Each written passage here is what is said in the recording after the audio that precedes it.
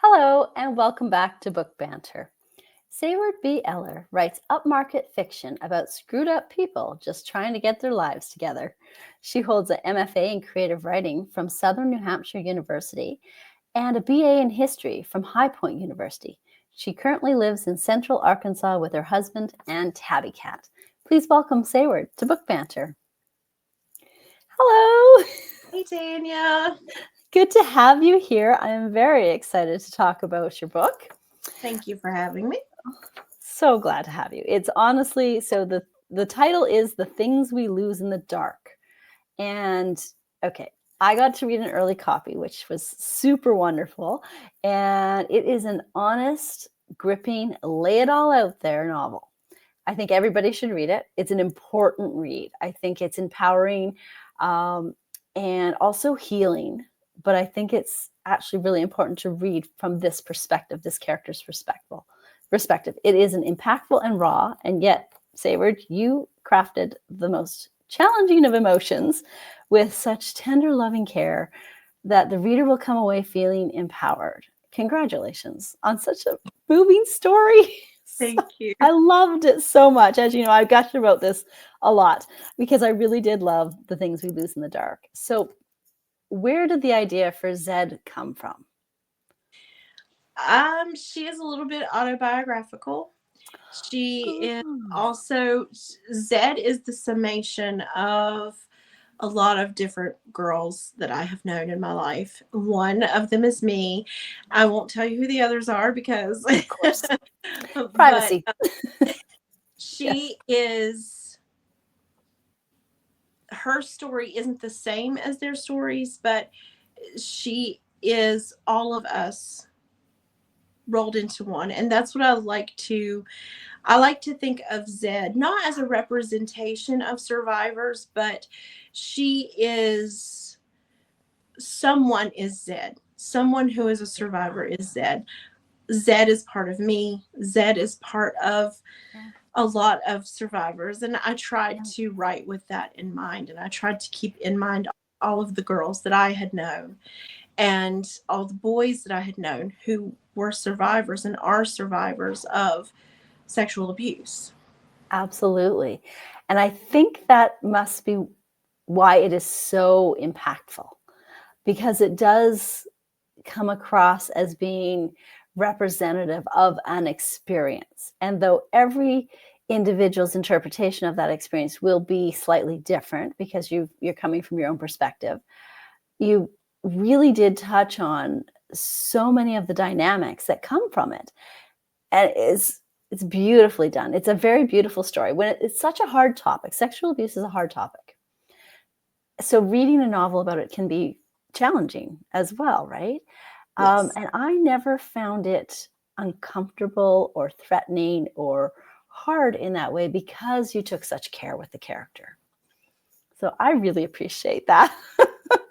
And especially, I think, for anybody who has been in a situation, which sadly in our world is more common than we would like to admit, this novel could be a real path to opening up and healing and a real understanding. And there is something to be said about a book that speaks to your heart so much that you go back to it every year to relearn something a little bit more about yourself. And I think that The Things We Lose in the Dark could absolutely be that kind of novel. Thank you. Well done. I tried. My goal was to not only, Zed helped me heal. Oh, I bet. And so my goal was to maybe have her help others heal. Oh, yes. Oh, I know. I had a feeling we were going to be teary during this one. Because I completely agree with you. Because through Zed, a reader can gain understanding, but also acceptance of the journey that you're in, whether you want to be or not. If you're in this position, there's a path forward, and the path doesn't look the same to everybody, but it does. Zed gives you permission to feel certain things that maybe society doesn't think that you should be feeling. So Yes. well done. Honestly, well done. This is such an important read. I can't stress this enough, friends. This is a very important read. So Thank you. I wanted readers to know that it's fine to be angry. You should be angry. yes, And it's fine yes, for you to be bitter, and it's fine for you to be standoffish and to build walls. And it's okay to do all that. But eventually, there will come a time when you need to start deconstructing those walls. And you're going to need to, after you've taken the time to deal with it yourself and yes, to really, get everything in order that you need to, and to yeah, know that this wasn't your fault, that yeah, there's going to be a time where you deconstruct those walls and you start to let people in a little bit at a time. Even if they also end up hurting you in some way, you're still yeah, allowing yourself to have those feelings and to have those experiences. And yes, I wanted Zed to be this sign that it's okay to have those experiences and to invite those things into your life, and you're still going to be okay. yes. It's an interesting thing. I wrote a line just recently that was something along the lines. Of course, I can't remember exactly what I wrote, but something along the lines of we're afraid to say certain things. We're afraid that the words when we say them are going to hurt us. And Yes. I think that for me that's sad. Like she's thinking it, she's feeling it, she's feeling bad about feeling it. But at the same time, when she pushes herself to say them, those are the moments that are transformative for her. And I think that, it's back to that thought of you only need to be brave for a moment at a time. Just be brave for that one moment, and then the flower opens, and then you are able to move past. And you take things from those experiences as you move forward, but and it's like any cycle of hierarchy of emotional healing. You have to be angry, you have to be sad, you have to, be all the things in order to heal your way out of it, so to Yes, speak. exactly. And you can see that in Zed's character, which I should say, it's actually Zedwynne, but Yes, it's that. so which is a cool name on its own. And I am curious how you came up with that name because it's a really great name.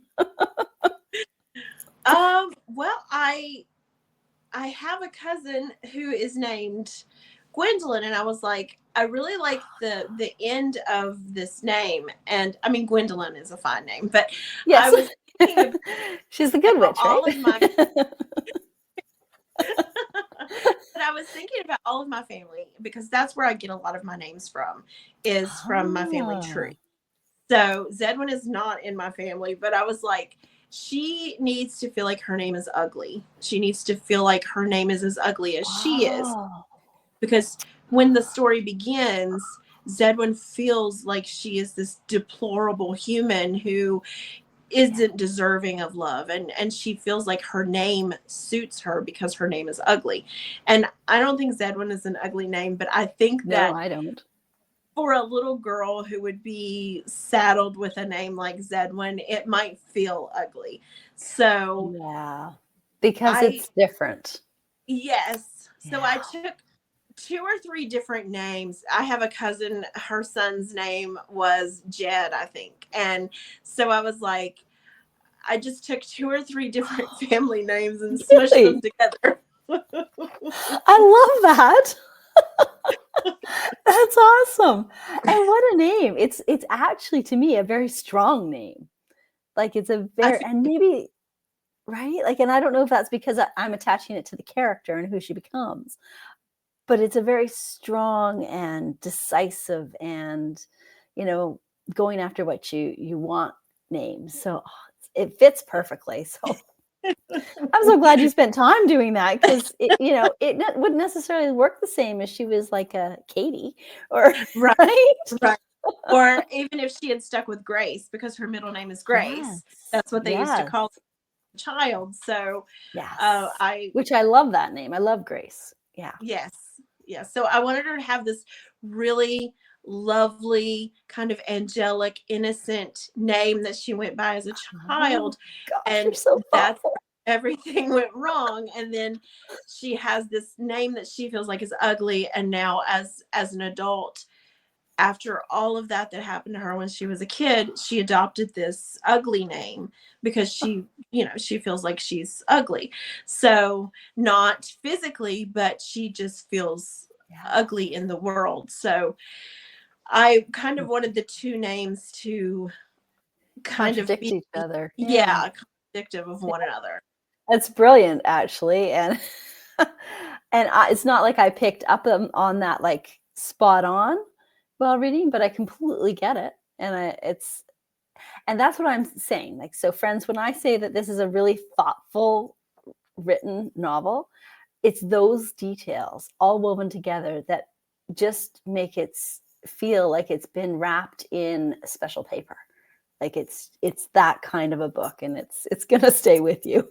I still think about Zed. So, and I read it like several months ago. So I will Yeah. say she stays with you. That's fantastic. I really, really like that. So it is a complicated story on lots of levels, but it is woven so skillfully that it unfolds exactly as it should. There are the emotions, of course. You can't write a story like this without the emotions. But there's also the family dynamics. There's the lies. There's a bit of a mystery. You're in the quite a ways in. You're still kind of going, okay, what actually happened here? And there's a girl who admits it all is just trying to find herself. She's just trying to be okay with herself, and which I think whether you have been a victim of sexual abuse or not, that is called growing up. Yeah. And being comfortable with yourself. So we're always, really on a journey to figure out who we are and where our place is in the world. Zed's doing this on a very deep level. So I can't imagine crafting this kind of a novel with this much importance and this much depth to it in 2 or 3 drafts. So I'm wondering, how do you know how many drafts you actually wrote for The Things We Lose in the Dark by the time it was ready to publish? Well, I'm going to get technical here. Okay, go Because technical. I wrote one draft. Like I wrote a couple of pages. I sent it to a friend. She said, "This is way too in your face. You need to change this." So I said, "Okay." And then I wrote the first draft and I finished the first draft. And then I have that draft, and then I built on it from there, because when I finished it, it was only about 56,000 words. Okay. And I built Help. on it from there. So I had one draft, but 8 revisions. Oh, I understand that totally. That's how I write. Yeah. Yes.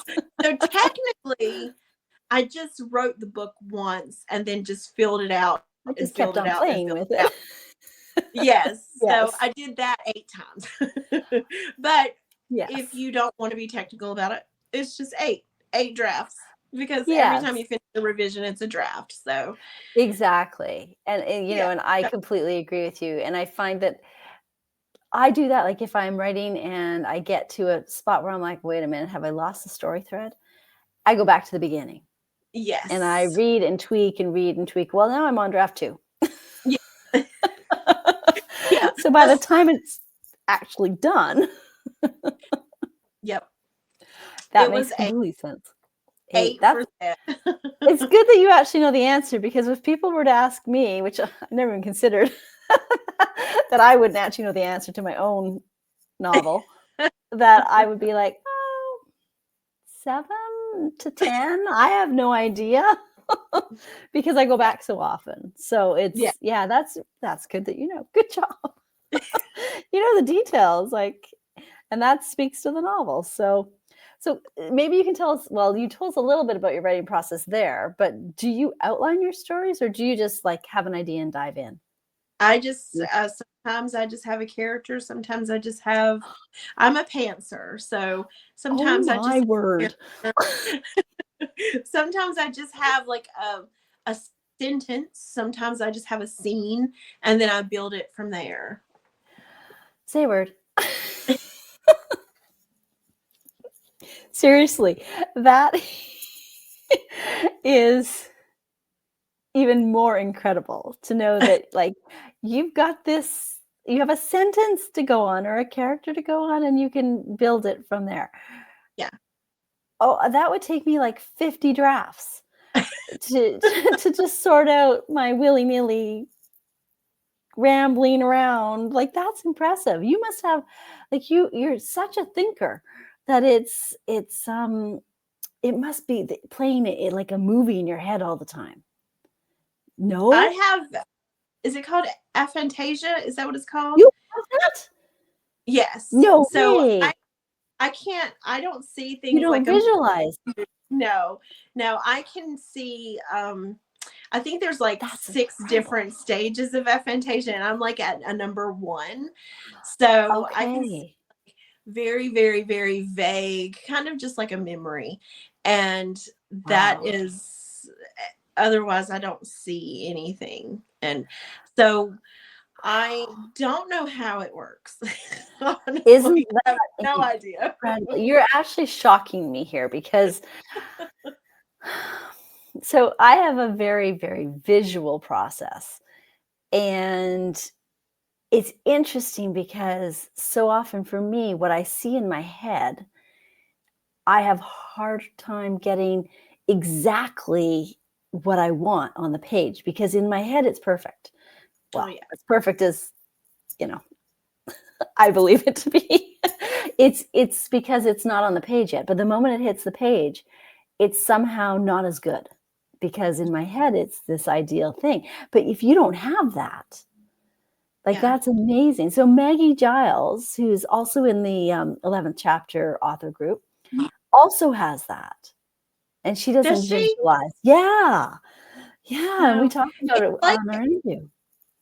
when you like when you see something in your peripheral out of the corner of your eye, Yeah. that's kind of what it is. It's like a glimpse of something, Oh, but you can't ever really see it. not tangible. So, like, exactly. And that's what it's like Huh. for me. I can't close my eyes and see an apple in front of me, but I know what an apple looks like when I close my eyes.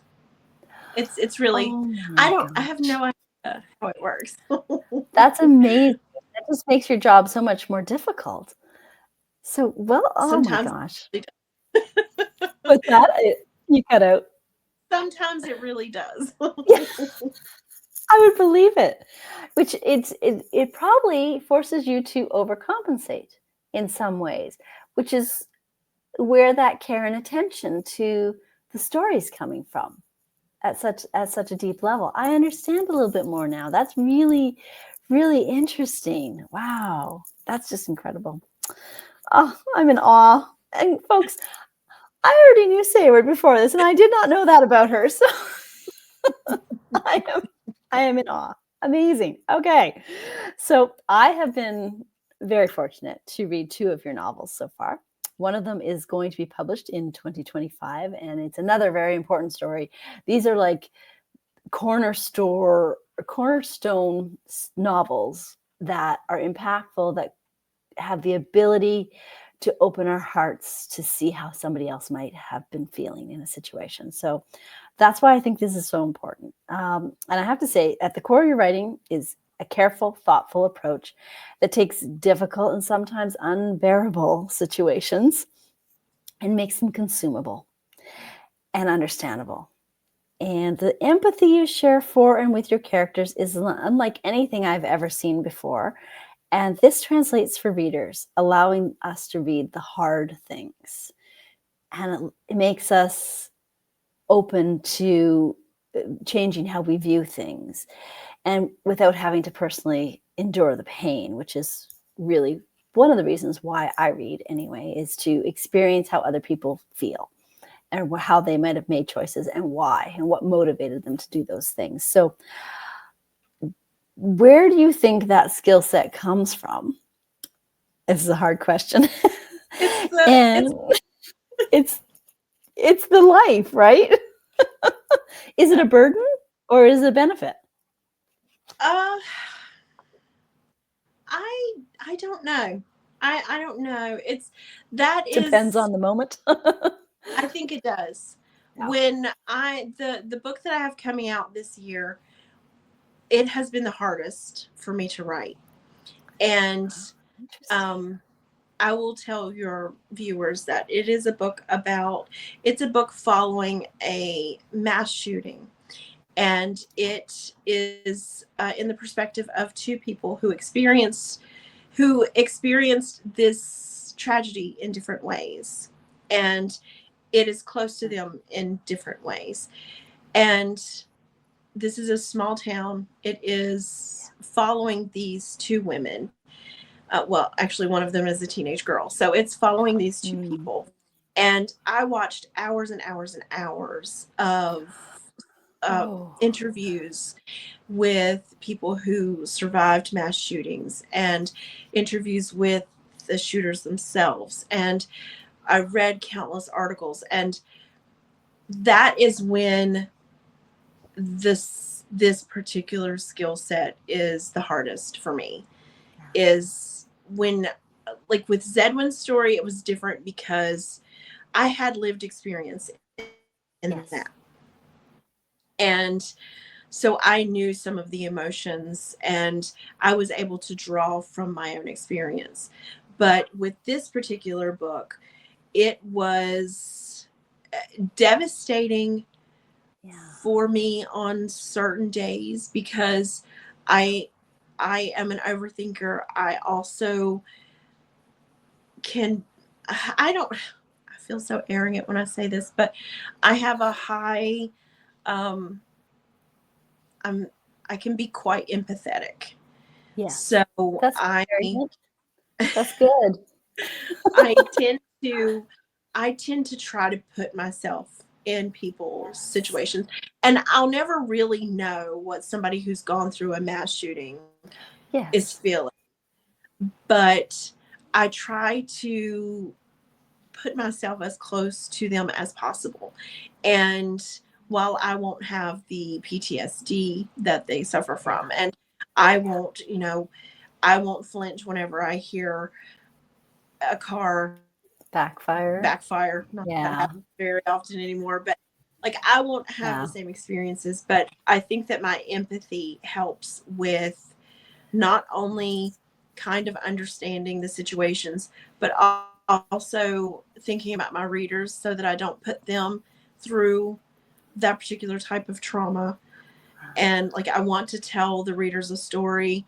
I want to be able for someone who has experienced these things to read my work and not be re-traumatized. That's my number one goal. Yes. Oh, that So gives me chill bumps. Yep. so Yes. I think I don't want to say I don't think it's burdensome, but it certainly has drawbacks. Yeah. Well, it's definitely a weighty obligation, Yes. right? And that comes with sort of the topics that you're choosing as well. That there's an Yes. obligation to all parties and Yeah. all parties experience, and whether somebody's at fault of hurting another person or not, they still do have emotions and thoughts and Yeah. outlooks and a past and things like that. So I do understand what you're saying, and having high empathy comes with high responsibility for telling the story carefully. So Yes. I'm getting a much broader picture. I'm so glad that we're doing this because that makes complete sense to me. Yeah, and it that's coming out in autumn, right? That's the plan. That's the Okay. plan. I haven't released the date yet, but and I haven't released the title yet either. I'm like doing I know. I'm gonna When is reveal that the happening? title. February 15th, I'll be revealing the Okay. title. Okay. Yeah. So this interview goes out in January. So people, I'm going to put it up here again. You're going to need to follow Sayword on Instagram if you want to know more about this second book.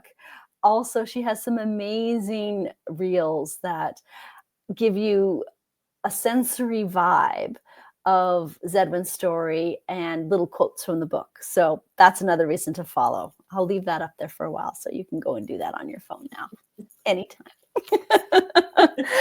So if there was, you're welcome. Is there anything specific that you would like readers to take away from Zed's story? Is there like one thing or two things that just kind of go, I wanted to really make sure that readers felt this or understood that? The main thing that I want readers to come out of Zed's story feeling is hope. It doesn't matter.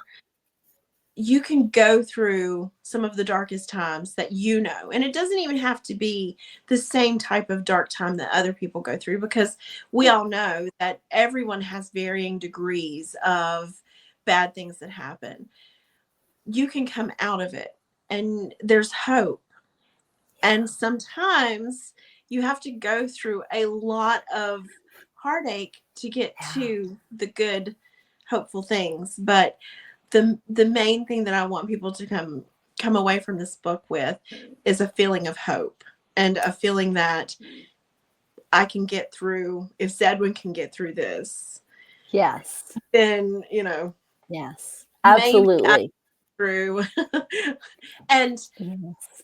I also hoped that any survivors who might read it, and I tried to keep in mind people who might be going through it now, people who Mhm. are recently went through sexual abuse, people who, like me, it's been 30 some years since I went through it, and I wanted to I wanted to touch survivors at every point, and That's for really them to know important. that this is not your fault.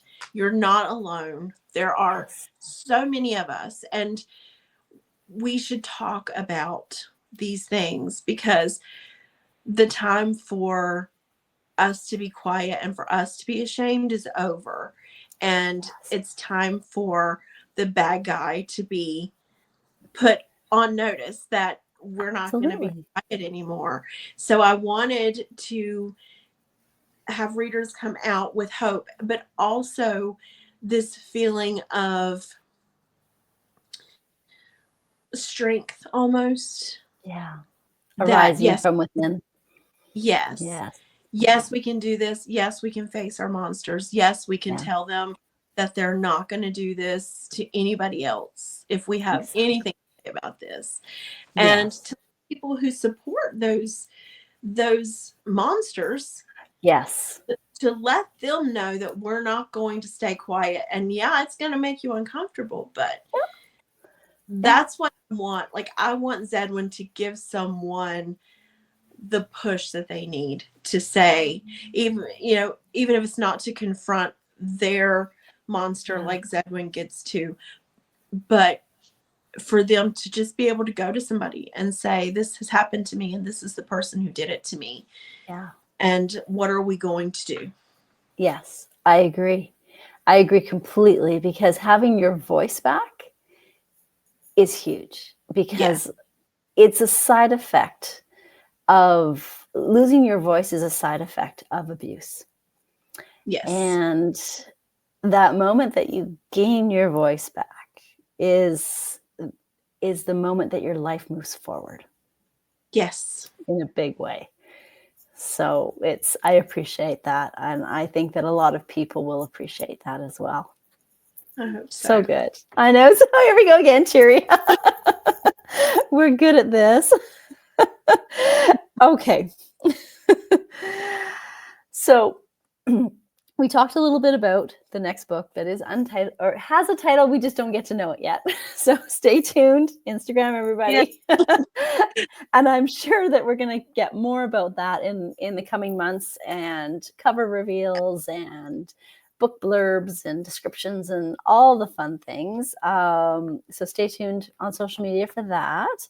So let's talk TBR piles. So we all have them. If Yeah. you could only recommend one book, I know it's like choosing your favorite child, but Yeah. what would it be? I have been agonizing over this question. I thought because you might. a year Sorry. ago, I would not even have hesitated to say Beloved by Toni Morrison. Oh, It is one of yes. my all-time favorite books. However, and I still think everybody should read that one. I But agree. That's a very important read. Yes. yeah, the book that I have been most affected by, and I like to read, in a previous life, I was a historian. And so I like to read books that really give a true sense of what Mhm. history was about, but I like for them to be fictional. Yes. Yeah, So I one of agree. my new favorite authors is Sadika Johnson. And Oh, yes. I think in 2020, her debut, The Yellow Yeah. Wife, came out. Yes. And Yes. that is a brutal, brutal book. Yeah. But it is one of the most beautiful. It has this rage that is, and this is another reason I like Sarah Collins' work as Mhm. well, because I like books where you can feel the rage of the author just under the surface of the words. Uh-huh. And I don't know if you've read the Confessions of Franny Langton, I but you can haven't. feel it in that book. It's such a great, Really? great. I recommend Oh, it. okay. And I know you said one book. I'm giving you like, but my answer to your question is The Yellow Wife by Sadika Johnson, because Okay. it is a brutal book, but it also has these moments of incredible beauty. Yeah. And this moment in the end, I like books where people succeed Yeah. against the Yeah. bad guy. I agree. And while it isn't the way that she might have hoped, Ah. I don't want to give too much away, I but haven't read it because it's a hard book and I want to read it. it It's been is a on my list for very, ages, but I'm like, oh. there are several scenes that, and I read primary sources from the 19th century, because Yeah. I was a historian of the 19th century. So Okay. I have read primary documents of these things happening, and I Mm. winced a few times when I was reading. So Yeah. um, it is a really, really brutal read, but I think it's a really important read, just because sometimes we need to face brutality Yeah. so that we can see and maybe not repeat it. And I I agree. think that a lot of people should be reading The Yellow Wife Yeah. and Beloved and The Confessions of Yes. Franny Langton and The Color Purple and as Yes. many other Yes. really brutal books as I can think of right now. I think that's a really valid point because when you can recognize it, then you can have your own opinion and your own thoughts and your own feelings about what is and isn't okay. Yes. And I think And that I get what you're saying. yes, Yeah. because if you're reading these books, I mean, I could sit here and say, read The Awakening. That is my one recommendation, which it is. If you're a woman, you should read The Awakening, because the ending scene, it is perfection. If Oh, you're a feminist, you will get it. right. But I mean, I could throw out, Persuasion by Jane Austen. That's my very Right. favorite romance novel. And like, I could throw out all of these really great books that I love, but I think that sometimes, personally, I think that you should do it quite often. You you need to be confronted by the ugly things that have happened, Yeah. and the ugly things that are still happening places. Yeah. And I think that Sadika Johnson does it in such a wonderful, not wonderful as in it's super great, but Oh, yeah. Yeah. she does it in a, Realistic. yes, she wants you to feel those lashes, Yeah. and you Yeah. do. And I Yeah. think that if you want to develop empathy, Yes. you need to read Mhm. these types of books, That because makes sense. there is nothing that is going to make you feel deeper than witnessing a man getting lashed or a pregnant woman being lashed. Mm-hmm. And I only give that example because it's in the book. Because I don't really think that I don't want to say anything that's going to get you in trouble on YouTube. Good point.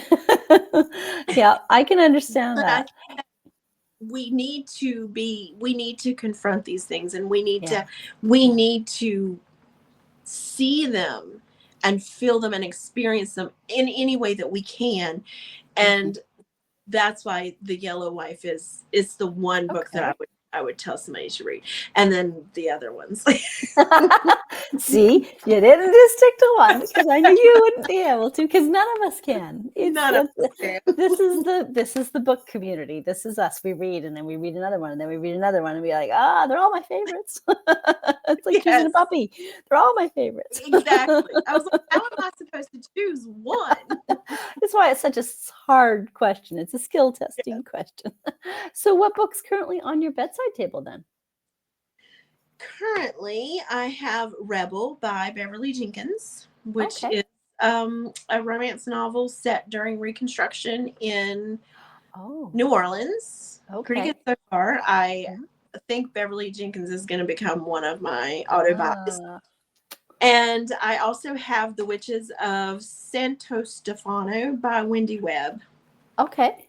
I'm working through both of those, and they're both really good reads so far. Nice. It's nice to have a good read, especially in winter, I find. I like to, get, it's dark. Yes. A lot. I've started so many books since January 1st. Sorry about that. And I just haven't been able to get into any of them. And finally, I'm into Rebel, and I'm into The Witches of Santo Stefano. So nice. Slump crushed. Totally. That makes complete sense. Oh, well, it was so great chatting with you today, Sayword. I'm really, really pleased that we got to talk about the things we lose in the dark. The interesting thing is that I often go into interviews sort of having an idea and knowing the answers, and you shocked me in a lot of ways in this one, and I think it's fantastic because it shows how deep you go for a story, and I think that's really amazing. So well done. Thank you. So love it. So thanks for joining us, friends. I encourage you to check out The Things We Lose in the Dark at your favorite online bookstore. I highly recommend this novel, and I hope you enjoy it too. Until next time, happy reading, everyone. Bye.